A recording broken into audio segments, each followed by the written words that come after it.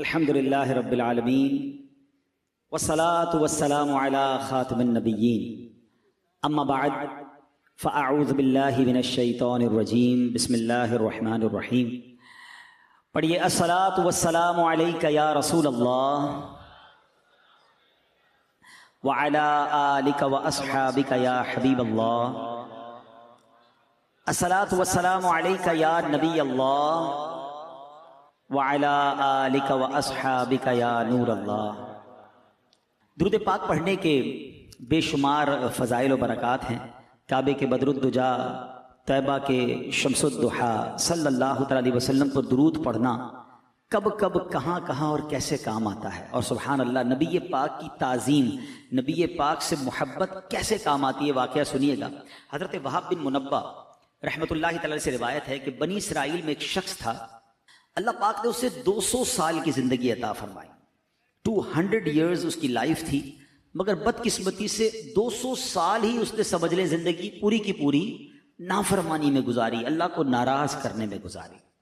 अब इतने गुनाह किए, इतनी इसकी बुरी आदत थी कि जब उस बंदे का विसाल हुआ तो नोबडी रेडी टू गिव कफन टू हिम। कोई तैयार ही नहीं था कि उसको कफन दें, उसको गुस्ल दें, उसको कब्र में डालें, जनाजा पढ़ें। लोगों ने क्या किया, उसकी मैयत को घसीट कर गंदगी के ढेर पे डाल दिया। इतना इतना बदनाम ज़माना और इतना बड़ा गुनाहगार। उधर बनी इसराइल ने यह अंदाज अपनाया और उधर अल्लाह करीम ने हज़रत मूसा अला नबीना वालेस्सलाम पर वही भेजी। फरमाया, हमारा एक बंदा का इंतकाल हो गया है, आप जाइए, गुस्ल दीजिए, कफन पहनाइए, नमाज जनाजा पढ़कर उसकी तदफीन कीजिए। हज़रत मूसा जिसका जनाजा पढ़ाएं, अल्लाह के नबी जनाजा पढ़ाएं, वो तो बख्शा गया ना। अच्छा, आप तलाश करते करते बंदे के पास पहुंचे, कौन है, किसका इंतकाल हुआ, कोई बड़ा नेक आदमी होगा, मुझ पर वही आई है। अब जब जाकर उन्होंने तलाश किया, बंदा ढूंढा, तो पता चला उसको तो मोहल्ले वालों ने गंदगी के ढेर पे डाला हुआ है। कि या अल्लाह, ये इलाके वाले कह रहे हैं बड़ा खतरनाक, बड़ा नाफरमान, बड़ा गुनाहगार बंदा, और तू फरमाता है मैं इसको गुस्ल दूं, कफन। इतना बड़ा इनाम किस लिए, ऐसा क्या अमल किया इसने? सुनिए जरा। अल्लाह अकबर। आपने जब अल्लाह की बारगाह में अर्ज की ना, तो अल्लाह की तरफ से इरशाद हुआ, वाकई ये बंदा बड़ा गुनाहगार था, मगर अन्नहु काना कुल्लमा नशरत तौरा, जब ये बंदा तौरात शरीफ खोलता था, व नज़रा इला इस्मी मुहम्मदिन सल्लल्लाहु अलैहि वसल्लम, जब मेरे हबीब अलैहिस्सलातु वस्सलाम के नाम मोहम्मद मुस्तफ़ा सल्लल्लाहु अलैहि वसल्लम के नाम को देखता, क़ब्बलहु व वदअहु अला ऐनैहि व सल्ला अलैहि, हमारे महबूब के नाम पाक को अदब से चूमता, उसे आंखों से लगाता और दुरूद पाक के नजराने भेजता। ऐ मूसा, इसकी ये अदा हमें बड़ी पसंद आई है। 200 साल के गुनाह हैं और हबीब पाक से मोहब्बत है, मेरे नबी के नाम को चूमा है, दुरूद पढ़ा है। ऐ मूसा, हमें इसकी अदा बड़ी पसंद आई है, बस इसकी नेक अमल के सबब मैंने इसके सारे गुनाह बख्श दिए, मैंने इसका निकाह 70 हूरों के साथ कर दिया है। आमाल न देखे ये देखा, महबूब के कूचे का है गदा, आमाल न देखे ये देखा, महबूब के कूचे का है गदा, मौला ने मुझे यूं बख्श दिया, सुबहान अल्लाह सुबहान अल्लाह। तो नबी पाक से मोहब्बत, प्यारे आका से वारफ्तगी, सरकार दो आलम अलैहिस्सलातु वस्सलाम पर दुरूद पढ़ना, ये अल्लाह को बड़ा पसंद है। तो ऐ मेरे प्यारे इस्लामी भाइयों, खुदारा अपनी ज़िंदगी में दुरूद पाक को शामिल कीजिए, कसरत से दुरूद पाक पढ़िए। इंशाअल्लाह ये दुरूद पाक दुनिया में भी खैर लाएगा, अल्लाह ने चाहा आखिरत में भी खैर व बरकत का सबब होगा। अल्लाह मुझे भी और आपको भी कसरत से दुरूद पाक पढ़ने की तौफीक अता फरमाए। अच्छा, उलमा कहते हैं ये तो बनी इसराइल का शख्स था, उस पर इतना करम हो गया, हम तो आका के उम्मती हैं ना, हम तो उन्हीं की उम्मत में से हैं। हम अगर दुरूद पाक पढ़ेंगे और बार बार पढ़ेंगे और जब जब सरकार का नाम आएगा अपने लबों को चूमेंगे, आका के नामे पाक को चूमेंगे, तो क्यों ना हम पर निगाहे करम होगी। तो इंशाअल्लाह नियत करें, कसरत से दुरूद पाक पढ़ेंगे इंशाअल्लाह। ये मोबाइल फोन जो है ना, ये हमारे रोज के घंटों ले जाता है, इससे थोड़ा अपने आप को निकालिए। थोड़ा सा ये आप जरा गौर करें ना, इस मोबाइल फोन ने इतना बिजी कर दिया हमको, हम एब्सेंट माइंडेड हो गए। हमारे घर में रहकर भी हम घर में नहीं हैं। वो याद है कुछ अर्सा पहले कराची में मोबाइल किसी ना किसी वाकई की वजह से बंद हो जाता है। एक दिन के लिए मोबाइल फोन बंद हुआ तो मैंने एक सोशल मीडिया पर बड़ी दिलचस्प पोस्ट पढ़ी थी कि एक शख्स ने कहा कि आज बड़े दिनों बाद अपने घर वालों से मुलाकात हुई, पता चला बड़े अच्छे लोग हैं। क्योंकि घर में रहते भी हमारी मुलाकात तो नहीं है ना घर वालों से, बीवी अपने मोबाइल पर है, बच्चे अपने मोबाइल पर हैं, हम अपने मोबाइल, घर में हैं मगर घर में नहीं है। तो कब बड़े दिनों बाद मिला घर वालों से, बड़े अच्छी बातें करते हैं, बड़े अच्छे लोग हैं, टुडे आई नो दैट माशाल्लाह। तो अब ये हाल है हमारा कि हमें पता ही नहीं हमारे बच्चे कहाँ, हम कहाँ। तो थोड़ा सा मोबाइल, कोई टाइम ऐसा होना चाहिए कि जो हम, अब पता है दुनिया में बाकायदा इस फिनोमेना पे काम हो रहा है कि कई ऐसी जगह बनाई जा रही हैं। यानी एक होटल के बारे में मैंने पढ़ा, अमेरिका में गालिबन वो होटल है, कि उस होटल में बाकायदा आप जाएं तो अब तो हम तो उस होटल में जाना पसंद करते हैं जब वाईफाई हो। वहां जैमर लगाए गए हैं कि कोई फोन काम नहीं करेगा, और वहां लिखा हुआ है हमारे रेस्टोरेंट में आना है तो हम हमारे साथ सिर्फ खाना खाइए, मोबाइल नहीं चाहिए हमें, ताकि पता तो चले आपने खाया क्या है। हाँ, ये भी एक दिलचस्प बात है। अगर कभी देखे ना घर वाले, हम दोपहर का खाना खाएं और फोन पे ही लगे हुए और खाना भी खा रहे हैं, तो घर वाले पूछते खाना कैसा लगा, पता नहीं कैसा था खाना, जायका तो आएगा जब ना जब आप खाना खाएंगे, हम तो फोन पे लगकर खाना खा रहे होते हैं, तो हमें टेस्ट तक पता नहीं चल रहा। अजीब अजीब बीमारियां हो रही हैं। मैं आपको एक और बात बताऊं, आप देखिए किस किस के अंगूठे में दर्द हो रहा है। जो अंगूठा है ना, कभी इसको मूव करके देखिएगा, जो बहुत ज्यादा मोबाइल का इस्तेमाल करेगा ना, उसके थंब में दर्द होना शुरू हो जाएगा। मैं एक साहब से मिला, उनके हाथ पे एक बड़ी अजीब किस्म की पट्टी बंधी हुई थी। तो मैंने कहा खैर तो है, क्या हुआ? अच्छा, उनका वाकई बहुत इस्तेमाल था मोबाइल का, बिजनेस पॉइंट ऑफ व्यू से ज्यादा इस्तेमाल था। तो उन्होंने कहा मेरे अंगूठे में इतना दर्द हुआ कि मेरी फिर ये पूरा हाथ में दर्द शुरू हो गया। तो मैंने डॉक्टर को दिखाया दुबई में, तो उसने कहा अब ये बहुत सारे मरीज आ रहे हैं जिनका बहुत ज्यादा मोबाइल का इस्तेमाल है। अंगूठे की एक रग होती है जो बहुत ज्यादा इस्तेमाल की वजह से अब खराब होने लग गई है। अच्छा, फिर उसने बड़ी बड़ी अजीब बात बताई जो मैंने सीखी, इसलिए मैं आपसे ये जिक्र इसलिए छेड़ा मैंने, जो मेरे लिए बड़ी नई बात थी। उसने कहा अब्दुल हबीब साहब ये बताएं, अंगूठा कितने काम के लिए बनाया? अल्लाह पाक ने अंगूठे को कितने ज्यादा कामों के लिए बनाया है? उसने बताया अंगूठा सिर्फ ग्रिप के लिए है। पूरी दिन अगर मोबाइल को छोड़ दें, बाकी क्या काम है अंगूठे का? हम किसी भी चीज को पकड़ते हैं ना, तो अंगूठा उसकी ग्रिप करता है, उसको पकड़ता है। ये हमारे अंगूठे का इस्तेमाल था। मोबाइल फोन भी थोड़ी बना था। अब पूरा दिन हजारों मैसेज जो कर रहा है, वो अंगूठा इतने ज्यादा इस्तेमाल के लिए बना ही नहीं था। उसको इतना इस्तेमाल कर दिया कि उसमें दर्द होना शुरू हुआ, उसकी रगें खराब होना शुरू हो गई हैं। उसको डॉक्टर ने यह कहा कि अब आप अंगूठे से चैटिंग नहीं करेंगे, आप उंगलियों से चैटिंग करेंगे, वरना अंगूठा ही खराब हो जाएगा। तो ये तो सिर्फ अंगूठे की बात है, कईयों की आंखें खराब हो रही हैं, कईयों के कान खराब हो रहे हैं। इतना मोबाइल ना करें ऐसा। मोबाइल जरूरत के लिए हो, मगर मोबाइल जिंदगी बन जाए, ये किसने कहा था? तो अल्लाह करे ये बात समझ आ जाए। और इसकी वजह से तिलावत का टाइम नहीं है, दुरूद का टाइम नहीं है, नमाजों का लोगों के पास टाइम नहीं है। तो खुदारा दुरूद पाक की कसरत कीजिए, ये दुनिया में भी काम आएगा, आखिरत में भी काम आएगा। दुखों ने तुमको जो घेरा हो तो दुरूद पढ़ो, दुखों ने तुमको जो घेरा हो तो दुरूद पढ़ो, जो हाजिरी की तमन्ना हो तो दुरूद पढ़ो। आइए मिलकर मोहब्बत के साथ बावाज़ बुलंद दुरूद पाक पढ़ लें। सल्लु अलल हबीब सल्लल्लाहु ताला अला मुहम्मद सल्लल्लाहु अलैहि वसल्लम। इंशाअल्लाह अज़्ज़ व जल अब जब नबी पाक के मुबारक उसने तौरात में प्यारे आका के नाम को चूमा ना, तो सुनो नबी पाक के नाम को जो चूमते हैं ना, ये अल्लाह पाक को किस तरह पसंद है। अल्लाह की रिजा हासिल करने का कैसा तरीका है। मक़ासिदुल हसना में है, एक मरतबा अजान हो रही थी, जब मौज़िन ने कहा अशहदु अन्ना मुहम्मदुर रसूलुल्लाह सल्लल्लाहु अलैहि वसल्लम, तो आशिक अकबर जनाब सिद्दीक़ अकबर रज़ियल्लाहु ताला अन्हु ने उसे दोहराया। यानी जैसे ही मौज़िन ने कहा, आपने ऐसे ही दोहराया, फिर अपने दोनों अंगूठे चूम आंखों से लगाए। ए अंगूठे चूमने वालों तुम्हें मुबारक हो। जब सरकार आली वकार सल्लल्लाहु अलैहि वसल्लम ने अपने यारे गार की ये अदा देखी ना, कि मेरा नाम सुनकर मेरे आशिक अकबर ने अंगूठे चूमे हैं, आंखों से लगाए हैं, नबी पाक ने फरमाया मन फ़अला मिथला मा फ़अला खलीली फ़क़द हल्लत अलैहि शफ़ाअती। आका फरमाते जिसने मेरे दोस्त जैसा काम किया, जैसे मेरे आशिक अकबर ने किया, अगर किसी ने ऐसा ही किया उसके लिए मेरी शफ़ाअत हलाल हो गई। फरमाया इमाम हसन मुज्तबा रज़ियल्लाहु तआला फरमाते हैं, जब मुअज्जिन कहे अशहदु अन्ना मुहम्मदुर रसूलुल्लाह सल्लल्लाहु अलैहि वसल्लम, तो जो बंदा ये सुनकर कहे मरहबा बि हबीबी व कुर्रतु ऐनी मुहम्मद इब्न अब्दुल्लाह, फिर दोनों अंगूठे चूमकर आंखों पर रखे, वो कभी अंधा नहीं होगा, उसकी आंखें कभी नहीं दुखेंगी। हाँ, मेरे आका का नाम ही ऐसा है जो आंखों को नूर बख्शता है। शायर कहते हैं ना, आंखों का तारा नामे मोहम्मद, दिल का उजाला नामे मोहम्मद, आंखों का तारा नामे मोहम्मद, दिल का उजाला नामे मोहम्मद। पूछेगा पूछेगा मौला है लाया क्या क्या, मैं ये कहूँगा नामे मोहम्मद, दिल उजाला। हाय हाय, कैसा नाम है, सुनो मेरे आका का।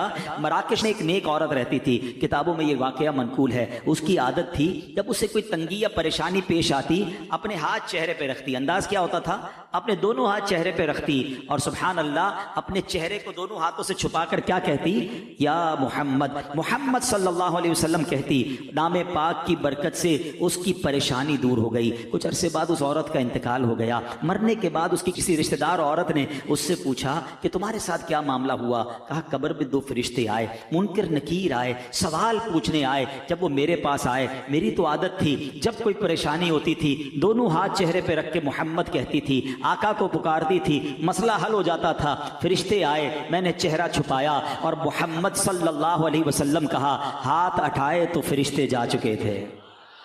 हाय हाय सुभान अल्लाह है। अच्छा, मुफ्ती आज़म हिंद मुस्तफ़ा रज़ा खान साहब यही तो ख्याल पेश किया है ना कि ठीक है कब्र में फरिश्ते आएंगे, सवाल जवाब करेंगे, मगर हुजूर मेरा तो दीनो ईमान ही आप हैं। मैंने आप ही की तरफ इशारा कर देना है। वो क्या लिखते हैं, मेरा दीनो ईमान फरिश्ते जो पूछे,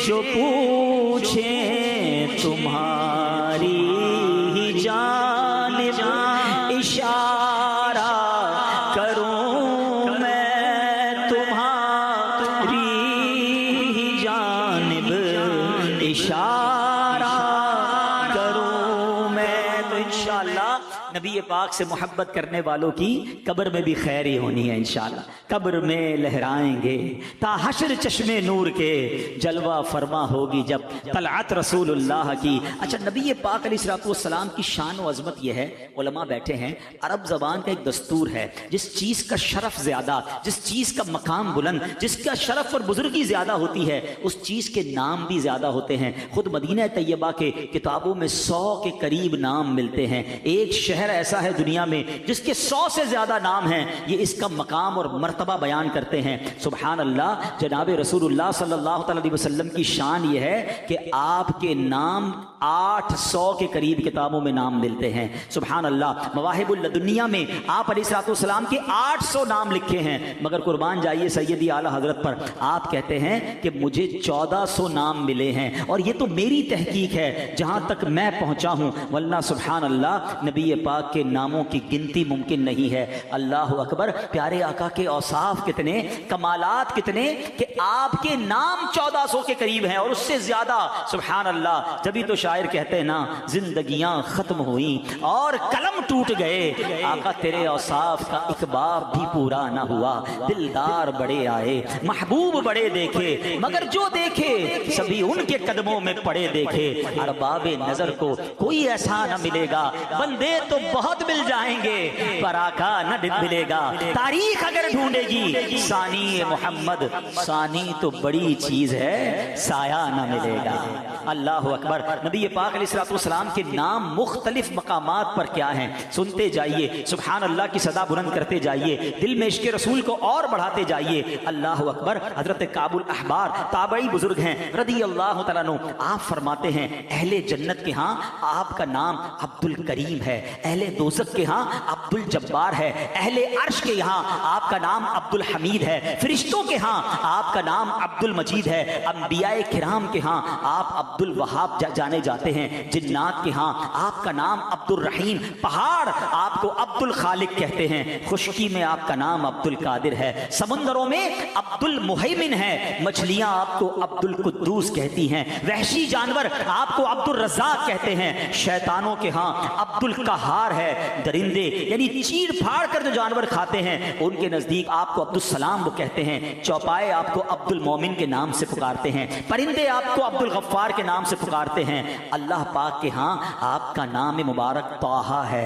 और मोमिनों के यहाँ सबसे मशहूर, सबसे फेमस जो आपका नाम है वो नाम पाक मोहम्मद सल्लल्लाहु अलैहि वसल्लम है। अब आपकी मुबारक कुनियत अबुल कासिम है क्योंकि आप जन्नत तकसीम करने वाले हैं।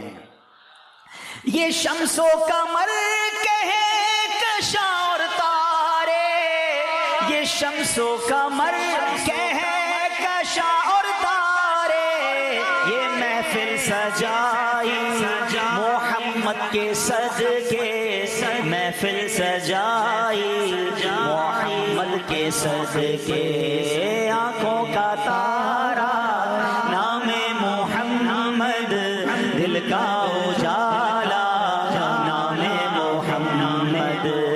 सुभान अल्लाह। कुरान पाक में नबी पाक का सुभान अल्लाह नाम पाक जो मोहम्मद है वो 4 जगह आया और एक पूरी सूरत ही नबी पाक के नाम पर सूरह मोहम्मद मौजूद है।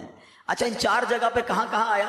सूरह आले इमरान 4थे पारे में आयत नंबर 144, पारा नंबर 22 सूरह अहज़ाब आयत नंबर 40 में, पारा नंबर 26 सूरह मोहम्मद आयत नंबर 2 में, और पारा 26 सूरह फतह आयत नंबर 29 में। एक हुसूल बरकत के लिए आयत पढ़ता हूं, उससे इंशाअल्लाह हमारा एक अकीदा भी और वाज़ेह हो जाएगा।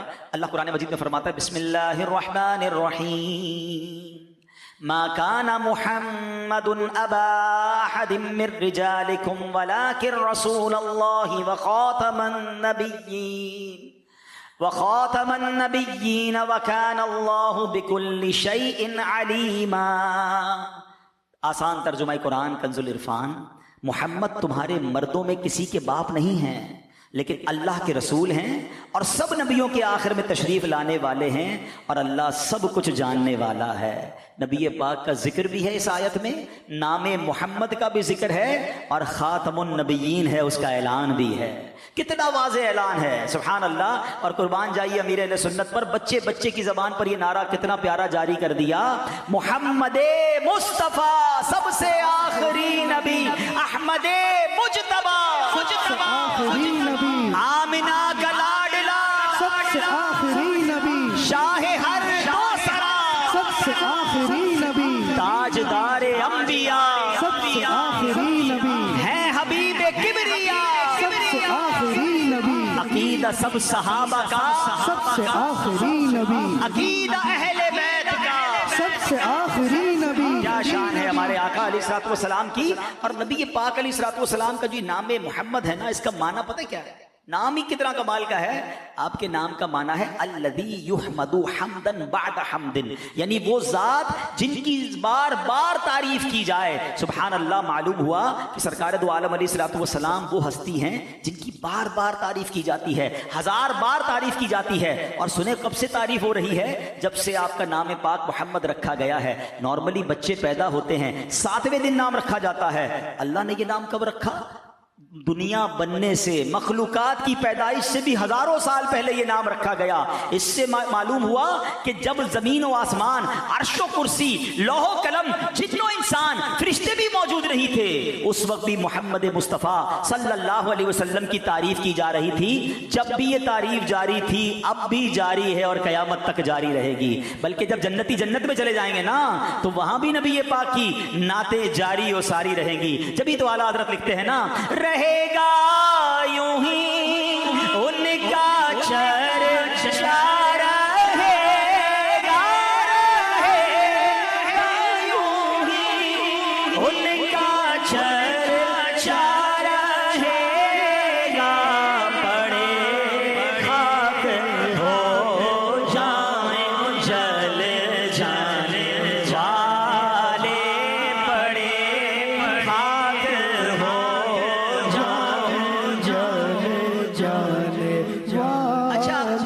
मोहम्मद खुद भी डिस्क्राइब करता है। अकीदा खत्म नबूवत इतना मजबूत हमारा होना चाहिए कि इतना पिलपिली दीवार हो तो उसमें कोई पिन दाखिल हो जाती है। हम अपने अकायद में इतने मजबूत हो कि कोई वसवसे की पिन डालना चाहे तो पिन टेढ़ी हो जाए, दीवार में दाखिल ना हो सके। तो इतना मजबूत अकीदा रखो। सुनो, दलाइल तो उलमा ने बड़े दिए। जरा एक लतीफ नुक्ता देखो। उलमा कहते हैं कि लफ्ज मोहम्मद हम्द से बना है, ठीक है, और हम्द हमेशा आखिर में की जाती है। यानी खाना खा लेते हैं तो क्या कहते हैं? अल्हम्दुलिल्लाह। पानी पिए तो आखिर में क्या कहते हैं? अल्हम्दुलिल्लाह। कोई भी काम हो जाए तो उसके बाद हम्द की जाती है। यहां तक कि अल्लाह पाक ने अहले जन्नत के मुतालिक क्या फरमाया? व आखिरु दाअवाहुम अनिल हम्दुलिल्लाहि रब्बिल आलमीन। और उनकी दुआ का खात्मा यह है कि तमाम तारीफें उस अल्लाह के लिए हैं जो तमाम जहानों का पालने वाला है। मालूम क्या हुआ? हम्द सबसे आखिर में की जाती है। सारे नबियों के नाम देख लें, किसी का नाम मोहम्मद नहीं था, ठीक है, किसी का नाम मोहम्मद नहीं है। क्यों? इसलिए कि सिलसिला नबूवत जारी था और जब आखिरी नबी तशरीफ ले आए तो आखिर में मोहम्मद मुस्तफ़ा अहमद मुजतबा सल्लल्लाहु ताला अलैहि वसल्लम को भेजा गया। उनका नाम पाक मोहम्मद रखकर बता दिया कि अब हम्द हो गई, दुनिया में अब किसी और नबी ने नहीं आना है। मोहम्मद मुस्तफ़ा आखिरी नबी, अहमद मुजतबा, आखिरी ये नबी। मजबूत अकीदा होना चाहिए कि जनाब रसूलुल्लाह सल्लल्लाहु अलैहि वसल्लम यही सबसे आखिरी नबी हैं। और सुभान अल्लाह, अब आओ नामे मोहम्मद की बरकतें अब हम कैसे हासिल कर सकते हैं। वैसे तो उनका नाम बरकत, उनका जिक्र बरकत, उनकी दुरूद पाक उन पर पढ़ें तो बरकत। नबी पाक की जो नाम पाक है ना, वो दुखी दिलों का भी सहारा है, बल्कि हर एक का सहारा है। मवाहिबुल लदुनिया में है कि अल्लाह पाक ने जब अर्श आज़म को तख्लीक फरमाया ना, अर्श आज़म, तो अर्श पर अल्लाह पाक के नामे पाक के जलाल की हैबत से कपकपी तारी हो गई। अर्श हिलने लगा, कपकपाने लगा, और उस पर जब ला इलाहा इल्लल्लाह लिखा गया तो वो कांपने लगा। अल्लाह अकबर। अब जब मुहम्मदुर रसूलुल्लाह लिखा गया ना, तो नबी पाक की बरकत से अर्श आज़म की वो हैबत वाली कैफियत दूर हो गई, अर्श आज़म को राहत मिल गई। अल्लाह अकबर। अगर आज भी कोई गमगीन है ना, आज भी कोई बेकरार है, आज भी कोई किसी परेशानी में है, सरकार के नाम को मोहब्बत से लेना शुरू कर दे, जिक्र मुस्तफ़ा करना शुरू कर दे। आला हज़रत इमाम अहले सुन्नत क्या प्यारी बात लिखते हैं। आप फरमाते हैं, उनके निसार कोई कैसे ही रंज में हो, आप कितनी तकलीफ में क्यों ना हो, आप कितनी टेंशन में क्यों ना हो, बस आका का जिक्र करना तो शुरू कर दो, उनकी याद तो दिल में बसा लो। उनके निसार कोई कैसे ही रंज में हो, जब याद आ गए हैं सब गम भुला दिए।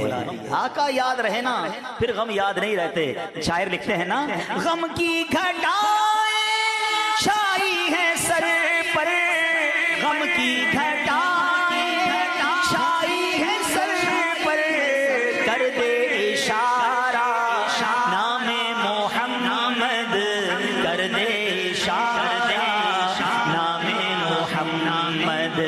बेड़ा तबाही में आ गया है, बेड़ा तबाही में आ गया है, दे दे सहारा नामे मोहम्मद, दे दे सहारा। सुनो, आज भी इस नाम से पता है कैसे बरकत ली जा सकती है। हाँ, प्यारे आका फरमाते हैं कि अगर कोई बंदा इस नामे पाक की बरकत लेने के लिए अपना या अपने बच्चों का नाम मोहम्मद रख ले तो उसको भी बहुत बरकतें नसीब होती हैं। सरकार दो आलम फरमाते हैं, जिसके यहाँ बेटा पैदा हो और मेरी मोहब्बत और हुसूल बरकत के लिए उसका नाम मोहम्मद रखे तो वो और उसका बेटा दोनों जन्नत में जाएंगे। आए हाय। एक हदीस पाक में है, जिसने मेरे नाम से बरकत की उम्मीद करते हुए मेरे नाम पर नाम रखा, कयामत तक सुबह शाम उस पर बरकत नाजिल होती रहेगी। अब ये बड़ा मामला है आजकल उस्ताद साहब भी बैठे हैं, अल्लामा साहब भी बैठे हैं, और भी उलमा हैं। हमारे पास लोग आते हैं, कहते बच्चों का नाम बताएं, मगर हजरत ऐसा बताएं जो पूरे खानदान में किसी का ना हो, बल्कि पाकिस्तान में भी किसी का ना हो। तो कोई फिर तो मरीख से नाम लाना पड़ेगा भाई। क्या जरूरत है इतने यूनिक नाम की?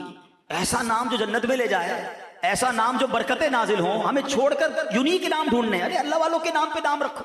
सुभान अल्लाह। सैयदी आला हज़रत का क्या तरीका था, जब कोई आपसे नाम पूछता बच्चे का, आप नाम मोहम्मद रखते, पुकारने के लिए कोई और नाम रख देते हैं, बिलाल रख देते, हमजा रख देते, कोई भी नाम। इसी तरह अमीर अहले सुन्नत की बारगाह में भी जब कोई आता है, बेटे का नाम पूछते हैं, आप मोहम्मद ही नाम अता फरमाते, फिर पुकारने के लिए अहमद रजा, बिलाल रजा, हमजा रजा, कोई भी अच्छा नाम सहाबी के नाम पे नाम रखें। मगर अब तो जनाब नाम वो चाहिए जो बिल्कुल ही यूनिक हो। ये ना करें आप। बच्चों और बच्चियों के नाम अंबिया, सहाबा, अहले बैत, इनकी बरकतें मिलेंगी आपको, आपके खानदान पर बरकतें नाजिल होंगी। अब इमाम गजाली अलैहि रहमतुल्लाह वाली का नाम क्या है? इमाम मोहम्मद बिन मोहम्मद गजाली। आपका नाम भी मोहम्मद, आपके वालिद का नाम भी मोहम्मद, आपके दादा का नाम भी मोहम्मद। हम तो कहते नहीं, जरा ये नाम ना दे, वो मेरे चाचा के बेटे का नाम है, वो हमारे मोहल्ले में किसी का नाम है, कोई और नाम बताएं। हमें तो नाम ही नहीं चाहिए वो जो किसी का रख लिया गया हो। तो ये ना करें। सुभान अल्लाह। नाम रखे, हाँ अच्छा, फिर मोहम्मद रखकर पुकारने के लिए दूसरा नाम क्यों? ताकि इस नाम का अदब भी बाकी रहे, क्योंकि बाज़ औक़ात गुस्सा आ जाता है आपको। अब आप नाम मोहम्मद लेकर कुछ और भी कह दें तो कहीं बेअदबी ना हो जाए। तो सुभान अल्लाह, नाम भी रखना है और उसका अदब भी बरकरार रखना है। अल्लाह वाले कैसे अदब रखते थे? महमूद गजनवी के बारे में आता है, उनके जो वजीर थे अय्याज जो इनके पास होते थे, तो उनका बेटे का नाम मोहम्मद था। तो उन्होंने एक बार कहा, ए अय्याज के बेटे इधर आओ। तो बेटा कहता है, हुजूर लगता है कोई गलती हो गई है, रोज तो आप मेरा नाम लेके पुकारते थे, आज आपने मुझे अय्याज का बेटा कहा।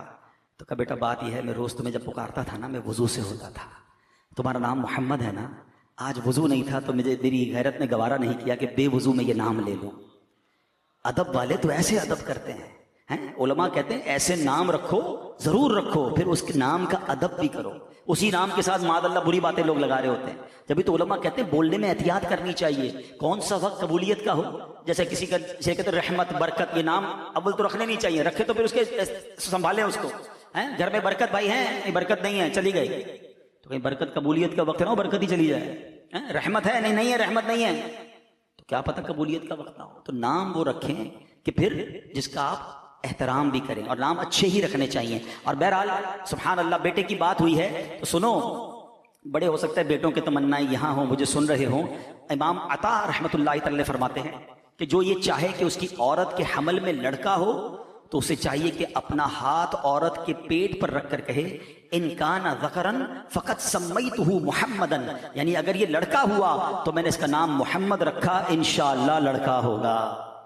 आका के नाम की बरकत देखो इंशाअल्लाह। मगर यहाँ मैं एक छोटा सा बारीक नुक्ता जरूर अर्ज करूंगा। यकीनन लड़का बेटा बहुत बड़ी नेमत है, मगर बेटी भी बहुत बड़ी शहादत है। बहुत सारी हदीसें हैं बेटियों के फजाइल पर। नबी पाक अलैहिस्सलाम फरमाते जिसका मजमून है किसी की 3 बेटियां हों, उसकी अच्छी परवरिश करे तो अल्लाह पाक माँ बाप दोनों पर जन्नत वाजिब करार दे देता है। एक साहबी ने कहा हुजूर 2 बेटियां हों, फरमाया 2 बेटियां हों फिर भी जन्नत वाजिब हो जाती है। किसी नर्स की हुजूर 1 बेटी हो, फरमाया 1 बेटी हो फिर भी जन्नत वाजिब हो जाती है। और एक हदीस तो बेटियों के लिए इतनी निराली है, अल्लाह के हबीब अलैहिस्सलाम फरमाते जिसका मजमून है बेटियों को बुरा मत कहो, बेशक मैं भी बेटियों वाला हूं। ये जुमला कितना प्यारा है, मैं भी बेटियों वाला हूं। मगर आज घर में अजीब झगड़े हैं, इस बात पर लड़ाइयां हो रही हैं, बेटा नहीं हो रहा, अपनी बीवी को ताने देते हैं। अल्लाह के बंदो, वो आपकी ज़ौजा है, औरत के हाथ में नहीं है, उसके इख्तियार में नहीं है, ये अल्लाह की देन है। अब तो मेडिकल साइंस भी ये बताती है कि जनाब औरत से ज्यादा मर्द का मामला होता है, लेकिन अल्लाह जिसे चाहे अता फरमाए। आपको वजीफा भी दे दिया, लेकिन इस बिना पर अपनी बीवी पर जुल्म करना, अपनी बीवी को ताने देना, उसके लिए जिंदगी मुश्किल कर देना, खुदा के वास्ते ऐसा ना करें। नाम मोहम्मद सल्लल्लाहु अलैहि वसल्लम जिनका जिक्र खैर सुन रहे हो ना, मैं आपको हदीस पाक सुनाता हूँ। हदीस पाक है जिसका मजमून है कि सुन लो तुम में सबसे बेहतरीन वो है, द बेस्ट अमंगस्ट यू। आका फरमाते तुम में बेहतरीन वो है जो अपने घर वालों के साथ बेहतरीन है। फरमाया मैं तुम सबसे ज्यादा अपने घर वालों के साथ बेहतरीन हूं। इनमें से जिनको अल्लाह ने ये नेमत दी है, शरीक हयात दी है, तो वो भी दिल रखती है। हर बात, खाना ठीक नहीं पका तो उसे सुना दिया, कपड़े इस्त्री नहीं तो उसे सुना दिया, ऑफिस में प्रॉब्लम हुआ तो जाके उस पर गुस्सा उतार दिया। क्या वो दिल गुर्दा नहीं रखती है? ठीक है आपकी ज़ौजियत में आ गई तो उसके पास कोई इख्तियार नहीं है। कभी हो सकता है तकिए में मुंह रख के वो भी रोती होगी कि मुझे कैसा शौहर मिला, रोज गालियां देता है, रोज बुरा भला कहता है, मैं गरीब कहां जाऊं। खुदा के वास्ते ऐसा ना करे, उसका भी दिल है, और अगर उसकी दिल आजारी की तो कयामत के दिन इस पर भी जवाब देना पड़ जाएगा। कुर्बान जाइए मेरे शेख तरीक़त अमीर अहले सुन्नत एक बार मदनी मुज़ाकरे में क्या फरमाते हैं? आप फरमाते हैं कि अगर सेठ ने अपने मुलाजिम का दिल दुखाया है, नाजायज उसकी हक तलफी की है, उसको मुलाजिम से माफी मांगनी होगी। शौहर ने अपनी बीवी का दिल दुखाया है, शौहर को बीवी से माफी मांगनी होगी। आप फरमाते बाप ने नाजायज अपने बच्चों का दिल दुखाया है, बच्चों से माफी मांगनी होगी। और सुनो आगे बढ़कर बात फरमाई, फरमाया अगर पीर ने अपने मुरीद की दिल आजारी की है, हक तलफी की है, तो पीर को माफी मांगनी होगी। ये कितनी बड़ी बात है, मगर फिर आपने उसको डिस्क्राइब किया क्यों?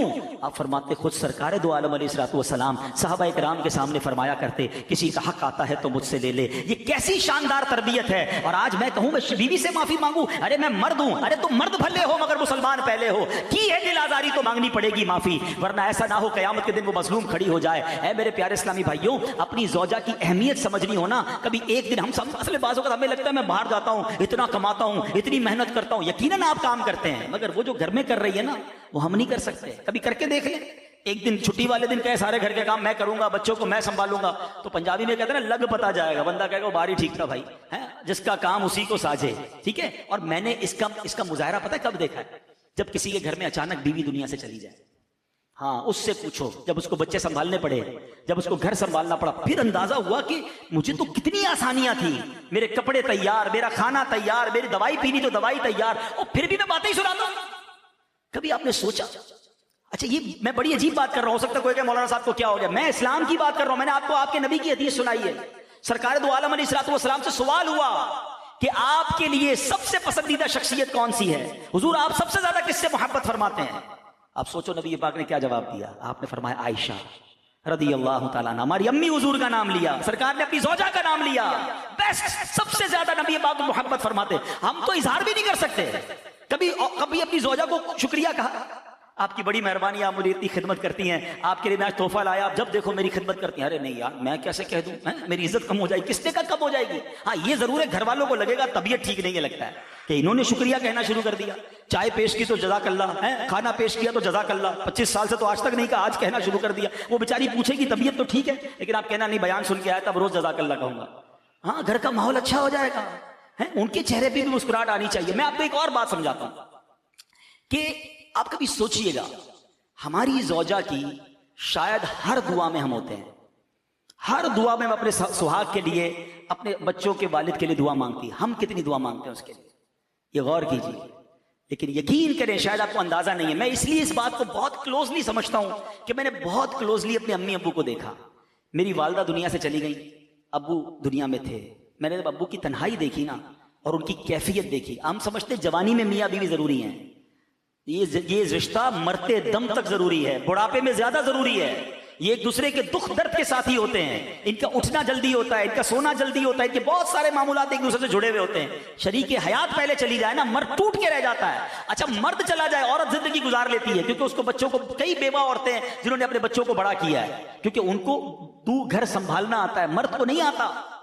तो मेरे प्यारे इस्लामी भाइयों, कदर कीजिए, ये अल्लाह की नेमत है और इस कदर का इजहार भी कीजिए, उनके लिए दुआएं कीजिए, उनका शुक्रिया अदा कीजिए। और इस बिना पर घर में झगड़ा मत कीजिए कि लड़का नहीं हो रहा, बेटा नहीं हो रहा। ये बेटी कितनी बड़ी नेमत है, पूछो इनसे जितने बैठे बेटियों वाले। आज भी वालिद घर में जाए तो बेटी ज्यादा प्यार देती है, बल्कि शादी के बाद भी बच्ची अपने वालिद से अटैच होती है। तो ये बहुत बड़ी नेमत है, घर की रौनक है। लोग कहते हैं बेटा नहीं होगा तो रिस्क का क्या होगा, फिर किधर गया तुम्हारा ईमान? मैं जानता हूं 4 बच्चियों के वालिद से, हमारे रिश्तेदार हैं, 4 बेटियां, एक भी बेटा नहीं है। कहते यार जब जब बेटी अल्लाह ने दी, ऐसा रिस्क दिया, मेरी तो अकले हैरान है माल किधर से आ रहा है। हाँ बेटियां, वो गमज़दा नहीं है, मेरी 4 बेटियां, मैं बहुत खुश हूं, अल्लाह ने बरकत किया। हाँ क्यों खुश है? और अल्लाह ने नवाजा क्योंकि उसने शिकवे नहीं किए। बंदा क्या, मैं लड़ाई भी करता रहा, बीवी को गालियां भी देता रहा, रिस्क क्यों नहीं आया? तुमने तो नाशुक्री की। तुम शुक्र तो अदा करते कि या अल्लाह तेरी मेहरबानी, तूने रहमत अता फरमाई। नबी पाक की हदीस तो सुनो ना यार, आका फरमाते मैं भी बेटियों वाला हूं, बेटियों को बुरा मत कहो। तो अल्लाह करे कि ये बात हमें समझ आ जाए, हम प्यार मोहब्बत से रहें। छोटी सी जिंदगी है, याद रखना, जिसके घर में सुकून है ना। अब मैं अपनी बहनों से बात कर लेता हूं। मैं एक बात कहना चाहता हूं, जिंदगी में बहुत परेशानियां हैं। आपके जो शौहर हैं या आपके भाई हैं, आपके वालिद हैं, इस जमाने में बहुत टेंशन है, महंगाई है। आप घर में सुकून रखें। जिसके घर में सुकून है ना, वो बाहर बड़े बड़े तूफानों से मुकाबला कर लेता है। लेकिन जिसके घर में टेंशन है ना, वो बंदा बेचारा बाहर भी टूट जाता है। तो अगर घर में किसी वजह से कोई कमजोरी है, खाने पीने की कमी है, रोजगार की कमी है, प्रेशर ना दें अपने घर वालों को। हाँ पहले के जमाने की औरतें पता है कैसी होती थी कि जब कोई बंदा बाहर जाता था ना कमाने के लिए, तो औरतें सुबह कहती थी देखो हलाल लाना, बेशक थोड़ा लाना, हराम मत लाना, हम जहन्नम की आग बर्दाश्त नहीं कर सकेंगे। ये वो खवातीन होती थी। और आज की औरत क्या कहती? चोरी करो, डाका डालो, कुछ भी करो, मुझे मेरी फरमाइशें पूरी करो, मुझे ये चीज चाहिए। अब इस टेंशन में बेचारा या तो वो गलत काम करता है, चोरी चिकारी की तरफ, रिश्वत की तरफ चला जाता है, या फिर टेंशन में आकर मरीज बन जाता है, या फिर खुदकुशी करता है। तो प्लीज प्रेशर ना दें, मिलकर रहें। गाड़ी के 2 पहिए हैं, प्यार से रहें, हाथ पकड़कर जिए। एक बात मैंने जिंदगी में देखी है, जिस औरत ने दुख सुख में अपने शौहर का साथ दिया है ना, दुख में तकलीफ में अपने शौहर का साथ दिया है, अल्लाह ने उस औरत को सुख के दिन जरूर दिखाए हैं। अल्लाह ने उसको खुशियां जरूर अता फरमाई। मुश्किल वक्त में साथ दे दो, अल्लाह सुख के दरवाजे खोल देगा, रहमत के दरवाजे खोल देगा। तो बहरहाल सरकार दो आलम सल्लल्लाहु अलैहि वसल्लम का जिक्र खैर भी किया, उनके मुबारक नामों की बात भी की, और उन्हीं की सीरत की चंद बातें मैंने पेश कर दी कि नबी पाक अपने घर वालों के साथ कितने बेहतरीन थे। घर का सौदा सलफ भी ले जाते, घर वालों के साथ नरमी से पेश आते, हसनैन करीमैन को कांधों पर सवारी कराते। क्या हम अपनी फैमिली के साथ ऐसे हैं? फैमिली के साथ फैमिली मेंबर बन के रहिए। हम बाज़ औक़ात फैमिली में भी अफसर बन के रहते हैं, बाहर भी अफसर होते हैं ना, तो घर में भी अफसर ही चला रहे होते हैं। घर में अफसर बनकर नहीं, घर में जनाब लीडर बन के नहीं, घर में आप घर के फर्द बनकर रहिए, तो इंशाअल्लाह पूरी फैमिली खुशगवार जिंदगी गुजारेगी। और यही हमारा इस्लाम हमें सिखाता है। बाज़ लोग बाहर वालों के लिए बड़े बड़े मुस्कुरा कर मिलने वाले, उसने अखलाक के पैकर होते हैं, और घर जाते ही मुंह फुला लेते हैं। नहीं, घर वालों का ज्यादा हक है, और उसमें भी माँ बाप का सबसे ज्यादा हक है। माँ बाप के साथ, बीवी बच्चों के साथ, भाई बहनों के साथ। हाँ एक और प्रॉब्लम है, शादी हो गई अब भाई बहनों को छोड़ देते हैं। नहीं, भाई बहन भी जुड़े हुए होने चाहिए। माँ बाप चले जाए ना, बिलखुसूस मेरा मशवरा है, भाई बहन एक दूसरे से जुड़ जाओ, यही तुम्हारे माँ बाप की रूह चाहती है। वरना भाई बहन बिखर जाते हैं, एक दूसरे से मिलते नहीं है, थोड़ी थोड़ी बातों पर लड़ाई, जायदाद के मामलों पर लड़ाई ना करें, थोड़ा बहुत ऊपर नीचे करके जुड़े रहो, यही जिंदगी है। कुछ लोग बड़े तो कहते हैं जोम में होते हैं, मेरे 5000 फ्रेंड्स हैं फेसबुक पर, मैं इतने व्हाट्सएप के ग्रुप में हूं, सारा दिन मैं चैटिंग करता हूं, मेरे बड़े चाहने वाले हैं। सच बताऊं, जिस दिन अस्पताल के बिस्तर पर जाओगे ना, तुम्हारे अस्पताल के बिस्तर के आसपास तुम्हारे घर वाले ही नजर आएंगे। कोई व्हाट्सएप का, फेसबुक का, सोशल मीडिया का फ्रेंड नहीं आएगा जिसके साथ तुम सारी जिंदगी चैटिंग करते रहे। यही घर वाले, यही खून काम आएगा तुम्हारी तकलीफ में। तो जो अपने हैं ना, उनको जोड़ के रखना, इसको टूटने मत देना। ये तस्बीह के दाने होते हैं, ये बिखर गए ना फिर नहीं मिलेंगे। अपने भाई बहनों को, अपने फैमिली मेंबर्स को कभी थोड़ी कुर्बानी भी देनी पड़े ना। बहन ने कोई बात कह दी, भाई ने कोई बात कह दी, कोई बात नहीं, मेरा भाई है, मेरी बहन है। छोटी छोटी बातों पर रिश्ते तोड़ देते हो, रिश्ते ना तोड़े, जुड़ कर रहें। आपके और हमारे माँ बाप की भी रूह खुश होगी कि अगर उनके मरने के बाद भी अगर भाई बहन जुड़े हुए हैं, तो अल्लाह करे ये बात दिल में आ जाए कि हमारी फैमिली जुड़ी रहे, मोहब्बत से रहे, प्यार से रहे। और यही मेरी और आपकी शरीयत हमें सिखाती है। हम दुनिया वालों के लिए मेहरबान और घर में जाएं तो वो घर वालों के लिए टेंशन, ऐसा नहीं होना चाहिए। अल्लाह करे दिल में उतर जाए मेरी बात। अल्हम्दुलिल्लाह, ऐसी प्यारी बातें, इश्क रसूल वाली बातें, सीरत रसूल पर अमल करने वाली बातें दावत इस्लामी के प्यारे माहौल में हमें सिखाई जाती हैं। आप भी इस माहौल से वाबस्ता रहिए, दावत इस्लामी के इज्तिमात में शिरकत कीजिए, मदनी काफिलों में सफ़र कीजिए। ऐसे बयानात और सुनेंगे तो मज़ीद इंशाअल्लाह नरमी, शफकत, मुस्कुराहट, सुन्नत पर अमल करने का जज्बा बेदार होगा इंशाअल्लाह। तो आप मदनी चैनल देखें तो इंशाअल्लाह ऐसे बयान सुनते रहेंगे। सल्लु अलल हबीब।